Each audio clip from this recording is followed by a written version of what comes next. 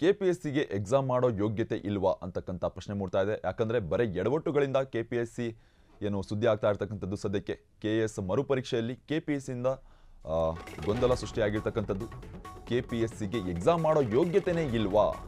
ಯಾಕಂದರೆ ಪದೇ ಪದೇ ಇದಕ್ಕೆ ಸಂಬಂಧಪಟ್ಟನೆ ಕೆಪಿಎಸ್ಸಿ ಸುದ್ದಿಯಲ್ಲಿ ಮುಳುಗಿರ್ತಕ್ಕಂಥದ್ದು. ಎಡವಟ್ಟುಗಳ ಒಂದು ಮುಖಾಂತರವಾಗಿ ಕೆಎಎಸ್ ಮರುಪರೀಕ್ಷೆಯಲ್ಲಿ ಕೆಪಿಎಸ್ಸಿಯಿಂದಲೇ ಗೊಂದಲ ಸೃಷ್ಟಿಯಾಗಿರ್ತಕ್ಕಂಥದ್ದು. ಕೆಪಿಎಸ್ಸಿ ಅಧ್ಯಕ್ಷರೇ, ಕಾರ್ಯದರ್ಶಿಗಳೇ, ಇದಕ್ಕೆ ಉತ್ತರ ನೀಡಬೇಕು ನೀವು. ಯಾಕೆ ಈ ಗೊಂದಲ ಅಂತಕ್ಕಂಥದ್ದು? ನಿನ್ನೆ ನಡೆದ ಕೆಎಎಸ್ ಪೂರ್ವಭಾವಿ ಪರೀಕ್ಷೆಯಲ್ಲಿ ಎಡವಟ್ಟು ನಡೆದಿರ್ತಕ್ಕಂಥದ್ದು. ಭಾಷಾಂತರ ಲೋಪ, ನೋಂದಣಿ ಸಂಖ್ಯೆಗಳೇ ಅದಲು ಬದಲು ಆಗಿರ್ತಕ್ಕಂಥದ್ದು. ಆಗಸ್ಟ್ 27ರಂದು ನಡೆದಿದ್ದ ಪೂರ್ವಭಾವಿ ಪರೀಕ್ಷೆ ರದ್ದಾಗಿತ್ತು. ಹೀಗಾಗಿ ನಿನ್ನೆ ಮರುಪರೀಕ್ಷೆ ನಡೆಸಿದ್ದ ಕೆಪಿಎಸ್ಸಿ ಮತ್ತೆ ಎಡವಟ್ಟನ್ನು ಮಾಡಿಕೊಂಡಿರ್ತಕ್ಕಂಥದ್ದು. ಮತ್ತೆ ಪ್ರಶ್ನೆ ಪತ್ರಿಕೆಯಲ್ಲಿ ಭಾಷಾಂತರ ಲೋಪ ಕಂಡು ಬಂದಿದೆ. ಕೆಪಿಎಸ್ಸಿಗೆ ಎಕ್ಸಾಮ್ ಮಾಡೋ ಯೋಗ್ಯತೆನೇ ಇಲ್ವಾ ಅಂತಕ್ಕಂಥ ಪ್ರಶ್ನೆ ಇಲ್ಲಿಗೆ ಮೂಡಿ ಬರ್ತಾ ಇರ್ತಕ್ಕಂಥದ್ದು. ಬರೀ ಎಡವಟ್ಟುಗಳಿಂದಲೇ ಸುದ್ದಿ ಆಗ್ತಾ ಇದೆ ಕೆಪಿಎಸ್ಸಿ. ಸಾಕಷ್ಟು ಅಭ್ಯರ್ಥಿಗಳು ಇದರ ವಿರುದ್ಧವಾಗಿ ಗೊಂದಲವನ್ನು ಸೃಷ್ಟಿಯಾಗಿರ್ತಕ್ಕಂಥದ್ದು. ಇದಕ್ಕೆ ಆಕ್ರೋಶವನ್ನು ಕೂಡ ಹೊರಹಾಕ್ತಾ ಇದ್ದಾರೆ. ಪದೇ ಪದೇ ಇದೇ ರೀತಿಯಾಗಿ ಗೊಂದಲಗಳು ಸೃಷ್ಟಿಯಾಗ್ತಾ ಇರ್ತಕ್ಕಂಥದ್ದು. ಎಕ್ಸಾಮ್ ನಡೆಸೋ ಒಂದು ಯೋಗ್ಯತೆಯೇ ಇಲ್ಲವಾ ಅಂತಕ್ಕಂಥ ಪ್ರಶ್ನೆ ಮೂಡ್ತಾ ಇದೆ.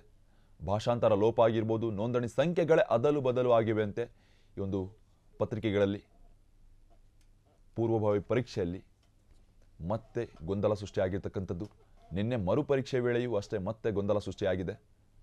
ಪ್ರಶ್ನೆ ಪತ್ರಿಕೆಯಲ್ಲಿ ಭಾಷಾಂತರ ಲೋಪ ಕಂಡು ಬಂದಿರತಕ್ಕಂಥದ್ದು ಈಗ ಮತ್ತೆ ಕಂಡು ಬಂದಿದೆ ಕೆಪಿಎಸ್ಸಿ ಕಡೆಯಿಂದ.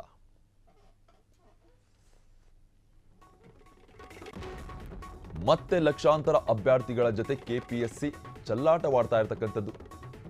ಅಕ್ರಮ ಭ್ರಷ್ಟಾಚಾರ ಮಾಡೋದೇ ಕೆಪಿಎಸ್ಸಿ ಕೆಲಸನಾ ಅಂತಕ್ಕಂಥ ಪ್ರಶ್ನೆ ಅಧಿಕಾರಿಗಳಿಗೆ.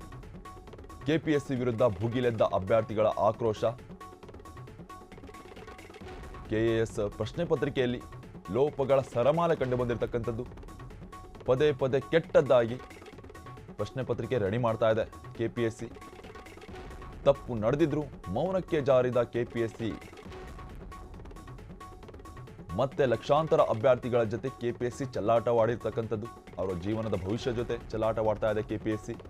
ಅಕ್ರಮ ಭ್ರಷ್ಟಾಚಾರ ಮಾಡೋದೇ ಕೆಪಿಎಸ್ಸಿ ಕೆಲಸನಾ ಅಂತಕ್ಕಂಥ ಪ್ರಶ್ನೆ ಹುಡ್ತಾ ಇದೆ. ಕೆಪಿಎಸ್ಸಿ ವಿರುದ್ಧ ಸದ್ಯಕ್ಕೆ ಅಭ್ಯರ್ಥಿಗಳು ತಮ್ಮ ಆಕ್ರೋಶವನ್ನು ಹೊರಹಾಕ್ತಾ ಇರ್ತಕ್ಕಂಥದ್ದು. ಯಾಕಂದರೆ ಪದೇ ಪದೇ ಇದೇ ರೀತಿಯಾಗಿ ಸಮಸ್ಯೆಗಳು ಕಂಡು ಬಂದಿರತಕ್ಕಂಥದ್ದು. ಪ್ರಶ್ನೆ ಪತ್ರಿಕೆಯಲ್ಲಿ ಲೋಪಗಳ ಸರಮಾಲೆ ಅಂದರೂ ತಪ್ಪಾಗಲ್ಲ. ಯಾಕಂದರೆ ಭಾಷಾಂತರವಾಗಿರ್ಬೋದು ಮತ್ತು ಆ ರಿಜಿಸ್ಟರ್ ನಂಬರ್ಗಳೇ ವ್ಯತ್ಯಾಸವಾಗಿರ್ತವಂತೆ. ಈ ರೀತಿ ಆದರೆ ಸಮಸ್ಯೆಗಳು ಬಗೆಹರಿಸೋದು ಯಾವಾಗ? ಯಾಕಂದರೆ ಸಾಕಷ್ಟು ಅಕ್ರಮಗಳು ಭ್ರಷ್ಟಾಚಾರಗಳು ಕಂಡು ಬರ್ತಾ ಇರ್ತಕ್ಕಂಥದ್ದು. ಅಂಥದ್ರಲ್ಲಿ ಮತ್ತೆ ಪದೇ ಪದೇ ಅದೇ ಮರುಕಳಿಸ್ತಾ ಇದ್ದರೆ ನಂಬಿಕೆ ಬರೋದು ಹೇಗೆ? ಕೆಪಿಎಸ್ಸಿಯಿಂದ ಈ ರೀತಿಯಾಗಿ ಮತ್ತೆ ಮತ್ತೆ ಲೋಪದೋಷಗಳು ಕಂಡು ಬರ್ತಾ ಇರ್ತಕ್ಕಂಥದ್ದು. ಅದಲ್ಲದೆ ವಿದ್ಯಾರ್ಥಿಗಳ ಭವಿಷ್ಯ ಜೊತೆ ಆಟವಾಡ್ತಾ ಇರ್ತಕ್ಕಂಥದ್ದು ಕೆಪಿಎಸ್ಸಿ.